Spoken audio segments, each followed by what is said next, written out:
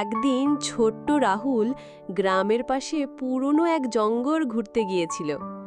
হঠাৎ সে একটি ধুলো মাখা বাঁশি খুঁজে পেল। সে মজা করে বাঁশিতে ফুঁ দিল, আর তখনই চারপাশে আলো ঝলমল করে উঠল। গাছের পাতা কাঁপল, আর দেখা দিল কিছু কথা বলা পশু। তারা বলল, রাহুল, আমাদের রাজ্য বিপদে, তুমি কি আমাদের সাহায্য করবে? রাহুল সাহস করে হাঁটল জাদুর রাজ্যে, যেখানে এক দুষ্ট রাক্ষস সব কিছু ধ্বংস করছিল। তারপর রাহুলের সাথে কি হলো তা জানার আগে বন্ধুরা, যদি তুমি তোমার মাকে ভালোবাসো তবে লাইক করো, আর বাবাকে ভালোবাসলে সাবস্ক্রাইব করো, এবং তুমি কি খেতে ভালোবাসো তা কমেন্ট করে জানাও। কিন্তু রাহুলের বাঁশির সুরে রাক্ষস ঘুমিয়ে পড়ল, আর পশুরা আনন্দে নেচে উঠল। শেষে রাহুল ফিরে এলো, হাতে ছিল পশুর রাজ্যের উপহার, সোনার বাঁশি।